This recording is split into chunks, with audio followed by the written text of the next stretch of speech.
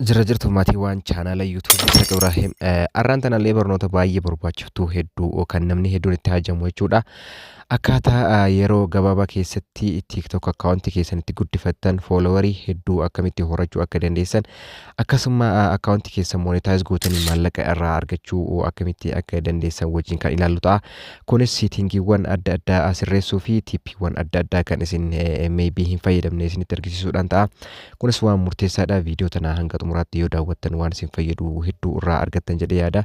Kanaaf jalqaba namoonni gara chaanala kanaatti dhuftan yoo jiraattan chaanala kiyya subscribe gochuun viidiyoo tana like gochuun eegala. Amma kallattumaan gara barnoota isin dabarsa hanga dhumaatti hordofaa.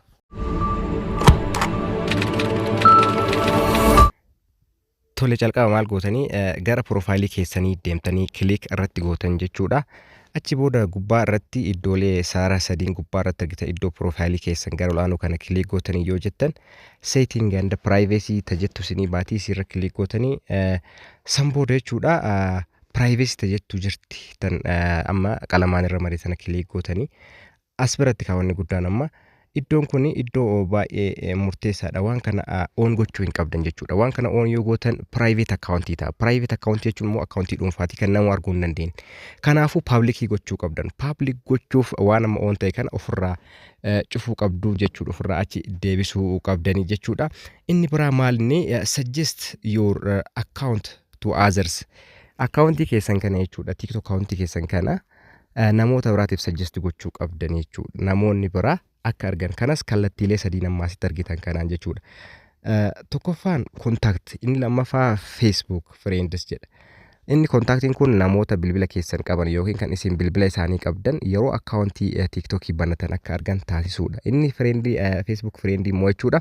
Namoonni Facebook irratti akkaawuntii keessan hordofuu yookiin follow godhuu kan isin hiriyyummaa yookiin friendummaa walitti qabdaniin jechuudha. TikTokii keessan akka follow godhu akka arguuf taasisuu jechuudha. Kanneen on yoo godhattan lakkoofsa bilbilaatiinis Facebookaanis on godhatu jechuudha.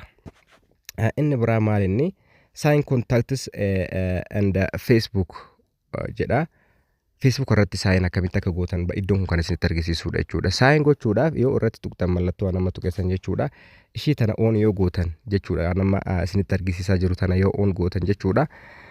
Namoonni bilbila keessan qaban TikTok keessan akka argan eeyyama kennitaniif jechuudha. Kanaafuu TikTok irratti namoonni salphumatti isin argu follow isin godhu jechuudha. Follow keessan ni dabala.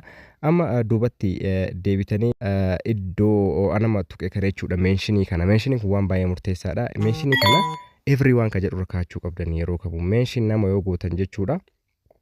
Everyone irra keettan. Namni mention isin godhu fakkeenyaaf commenti keessatti ta'uu danda'a, postii keessatti ta'uu danda'a, stikerii keessatti ta'uu danda'a. Ergaa namaaf erguu keessatti ta'uu danda'a. Mention isin godha jechuudha. Yoo namoonni mention isin godhan akkaawuntiin keessan iddoo garaagaraatti share ta'ee akka mul'atuuf isin fayyada. Kanaafuu isin kanneen lamaan ka friendii fi maal jedhu kana dhiistanii everyone ka jedhu irra kaayattan. Namni kamuu akka mention isin gochuu danda'u. Postii keessattis haa ta'uu, laayikii keessatti, koomentii keessatti namoonni akka isin arganiif jechuudha. Amma duubatti deebitanii inni biraa maa inni direct message kun jechuudha. By the way kallattii TikTokiitiin namoonni baay'een waliin barreessanii kunis akka namoonni isin barreessan messageedha wajjin haasa'uu ergaa gabaabaadha waliin haasa'uu akka dandeessan eeyyama kan kennitanidha. Kanallee everyone gootan namni kamuu akka isin barreessu taasisuu ni dandeessu jechuudha. Inni biraa stooriidha. Stoorii jira, switchiin jira. Kanneen hunda namoota everyone ka jedhu irratti deeffattan irra deemtanii akka nama isin argisiisaa jiru kana switch illee everyone gootanii akkasuma immoo story keessan everyone gootan. Kanneen yoo irratti deebistan jechuudha. Postiin keessan akkasuma immoo akkaawuntiin keessan namoota hedduu biratti akka mul'atu ta'a jechuudha. Waan baay'ee murteessaadha jechuudha. Switchiin kunis kanaafuu settingiiwwan kanneen sirreessuu qabdanii. Inni biraa maal inni daawunloodiidhaan fakkeenyaaf viidiyoo keessan namoonni akka daawunlood godhu yeroo baay'ee namoonni viidiyoo isaanii TikTok irratti akka daawunlood hin taane godhan. Ani kana garuu isin gorsu maaliif viidiyoon keessan namoota baay'ee biratti daawunlood ta'e yoo jedhe namoonni gaalarii keessatti TikTokii keessan argan maqaa keessan yoo irratti argan username keessan yoo irratti argan search isin godhu. Search godhanii booda immoo follow isin godhu jechuudha. Kanaafuu daawunlood isin eeyyama kennuu qabdan jechuudha. Fakkeenyaaf amma kunoo viidiyoon kun kiyya yoo irratti gadi tuqee iddoo mallattoo daawunloodii godhuun ni jira. Akkuma ammas biratti argitan kana daawunlood godhuun ni danda'a. Namni kamuu jechuudha eeyyama kennee jira. Eeyyama kennuu qabdan jechuudha akka namni fedhe daawunlood godhatu yoo taasistan iddoo adda addaatti viidiyoon keessa mul'ata. San booda TikTokiin keessan isiniif guddata jechuudha. Inni biraa maalidha? Baayoodha. Baayoo keessanillee iddoo profaayilii keessanii irra seentanii iddoo nama isinitti argisu kana jechuudha. Irra seentanii baayoo keessan. Baayoo jechuun ergaa gabaabduu TikTok akkaawuntii yookiin TikTok profaayilii keessan jalatti barraa'udha. Ergaan kun ergaa gabaabduu garuu kan ergaa guddaa of keessaa qabdu ta'uu qabdi. Anamma kunoo akkuma as biratti argitan kana jechuudha. Follow your heart in my account. Kunoo follow my heart jedhee mallattoo onnee fuuldura kaa'ee achi boodammoo achi fuulduratti waan babbareeda miidhagaa akkuma profaayilii kiyya irratti argitan kana taasisee. Kanaafuu namoonni baayoo keessan ilaalaniiti baayoon sun nama kan harkisu yoo ta'e follow akkasuma like isinii godhu. Kanaafuu baayoon waan murteessaadha. Jechoota gaggabaabaa fi ergaa dheeraa of keessaa qaban yoo fayyadamtan jechuudha. Baayoon keessanis waan baay'ee murteessaadha jechuudha. Isallee sirreeffachuu qabdanii. Inni biraa maalidha? Inni biraa riipoostii. Riipoostiin waan baay'ee guddaa tokko.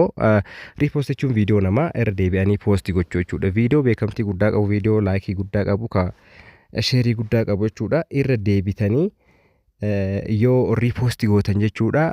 Namoonni baay'een ni argu. Achi booda fooloo isin godhu. Kun amma haaluma isin argisu kana erga mallattoo sheerii tuqxanii achi booda riipoostii kan jettuun jirti. Riipoostii kana irratti kilik gootan. Kunoo riipoostii jettanii akkuma amma argitan kana kunoo ani riipoostii godhee jira.